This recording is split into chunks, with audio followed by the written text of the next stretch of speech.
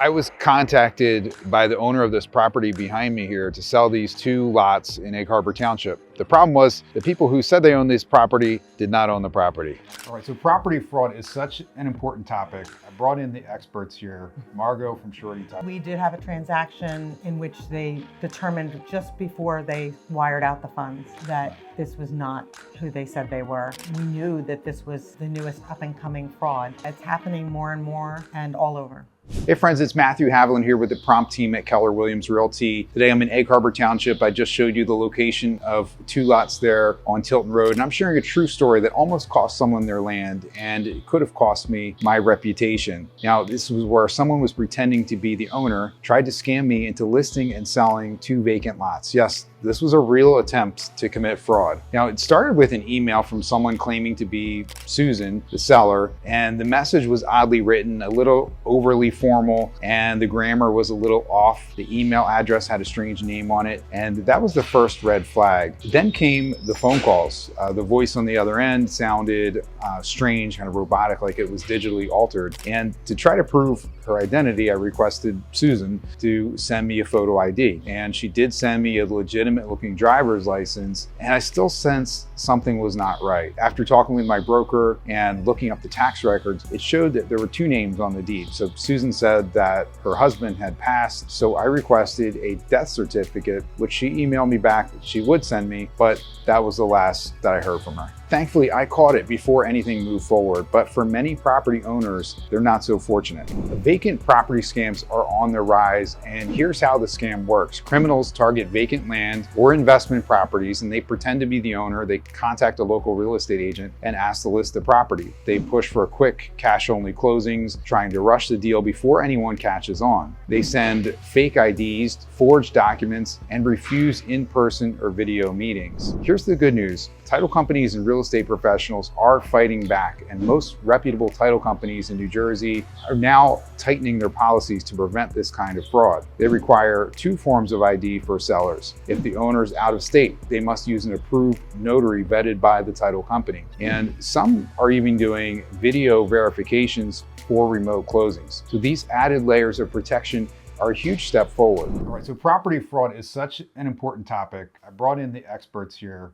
Margot from Surety Title. Margot, just introduce yourself. Tell us a little bit about yourself. Sure. I'm Margot Lishan. I'm a closer and a office manager for Surety Title. Been with them for almost 4 years, but in title for nearly 20 years now. How have you seen the issue of property or deed fraud evolve during your time in the title industry? So in the last several years, it's gone up dramatically. I think mostly because, and I think this is kind of a COVID thing. Since COVID, a lot of sellers don't come to closing, and it's kind of opened that doorway to, well, sellers are getting their documents notarized elsewhere, and who's really gonna, can you pay off a notary, or do you have your own notary, or, somebody coming up with ways to be fraudulent. Okay, so it's a little easier. Yeah, exactly. Yeah. Now, have you encountered any recent cases of attempted property fraud, particularly in, let's say, vacant land or absentee owners? Sure. So we have several occasions. I'm constantly having agents come down and talk to me, kind of run scenarios through with me, conversations they've had with potential sellers that they think might be fraudulent. And most often when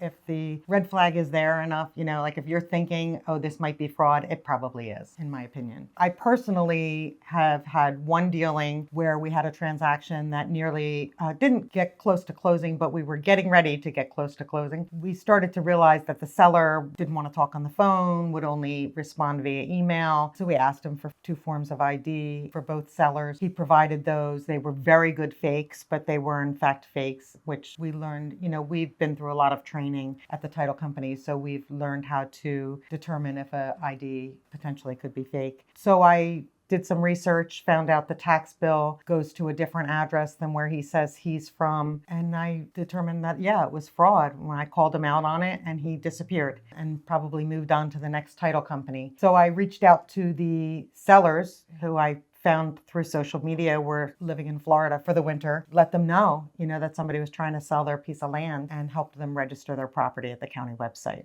Excellent. What are some common red flags that it could be a fraudulent transaction? So oftentimes the property is vacant land or an investment property or a rental property that's usually vacant at the time. The seller is generally out of the state or out of the country. Even when you look at tax records, the address on the tax record is different from where they say they're calling, they're living. The seller is usually too busy to speak on the phone. They only want to communicate via email, and they will refuse a video conference call. The seller doesn't want to provide IDs, or if they do provide IDs, which you should always ask for as the agent, they're sketchy. And they are always looking for a cash buyer. But the biggest red flag is that they're willing to list the price under market value because they want to unload it quickly for whatever reason they give you. And those are the biggest ones, I would say, to look out for. Yeah, I guess they're trying to push the sale quickly so that you don't have time to figure out it as a fraud. Exactly. So, we got to rush and do it quickly. Right, exactly. Yeah. So what protections are now in place during the closing process to help prevent fraud? Right. So we as closers have been through extensive training on what to look for. We always have our guard up. So we're constantly looking for that throughout the process. On vacant land properties, before we even start the process, we send out a certified letter to the address on the tax bill. That has to be signed by the property owner and sent back to us before we will even continue with it. And it has happened that the individual will say, I'm not selling my property. Okay. Yeah. Now, I know one other thing that you mentioned is now the process of verifying the seller identity requiring 2 forms of ID and vetted notaries. Has that helped as well? Yeah. So if the seller is out of the country, we require that they go to the American consulate. They have to make an appointment with the American consulate and get their documents notarized there. And then we call the consulate and confirm that there was an appointment there. Because of course they could have fraudulent notaries. You just get a stamp or however, they manage to get away with that. They do that too. And we also require that we send the documents somewhere to them overnight as opposed to us emailing them documents. That way we have an address of where they're located, where they're receiving a package. It helps a little to deter them. They don't want to provide addresses. Okay. What should real estate agents and buyers be doing to help catch potential fraud activity? So the agents really need to keep their guard up. If something seems too good to be true, if a listing is too good to be true, it probably is. And just ask your questions. Go on the tax record and see where the mailing address is for that property owner. And if it's local, go knock on their door and just say, hey, did you reach out to me about selling your property at this location? If not, maybe you get a new client. Yeah, true. You never know. Anyway, it's a good way to let them know and to make sure.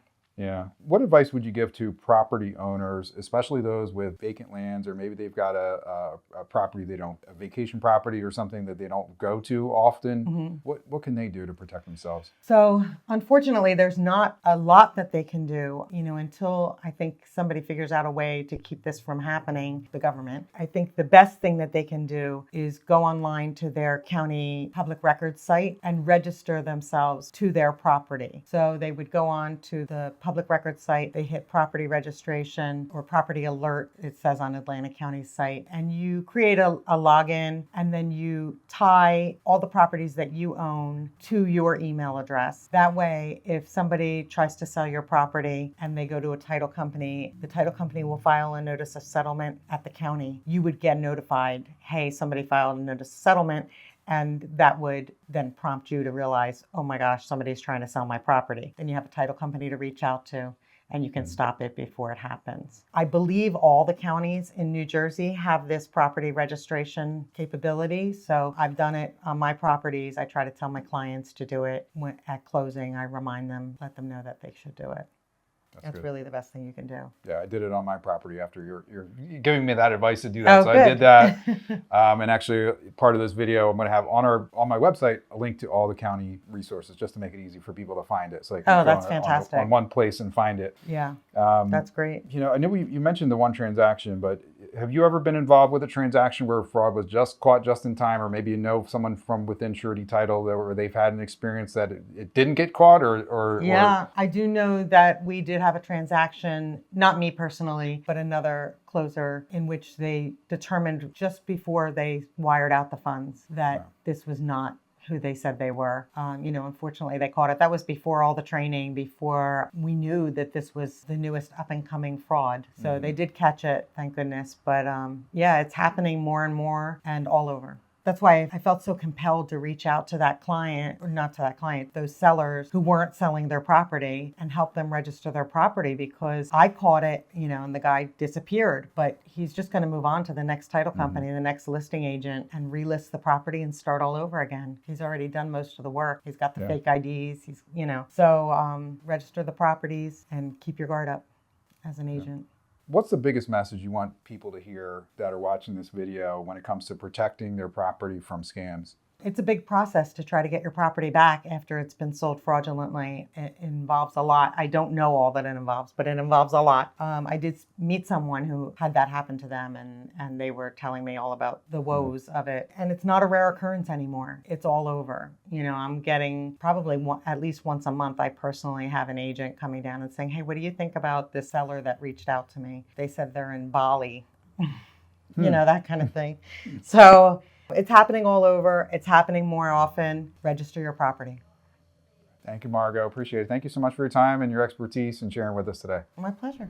You can protect yourself with free county alerts. And even better, many counties in New Jersey, Delaware, and Pennsylvania are now offering free property fraud alert systems. These services notify you the moment a deed, mortgage, or other legal document is recorded on your property, so you can act fast. Now, I've created a dedicated page on my website with direct links to sign up for these alerts in your county. You can visit promptagents.com/property protection. These alerts are free, take just a few minutes, and give you peace of mind. So here's the bottom line. If you own land, especially vacant land or property you don't check regularly, get protected. Be wary of anyone rushing a deal or refusing to verify their identity. Work with a trusted professional who does the homework, like me. I'm Matthew Haviland with Prompt Team at Keller Williams Realty, here to help you protect your property, your finances, and your future. And here's some good news for New Jersey homeowners. If you're a property owner in New Jersey, you may qualify for up to 50% off your property taxes through new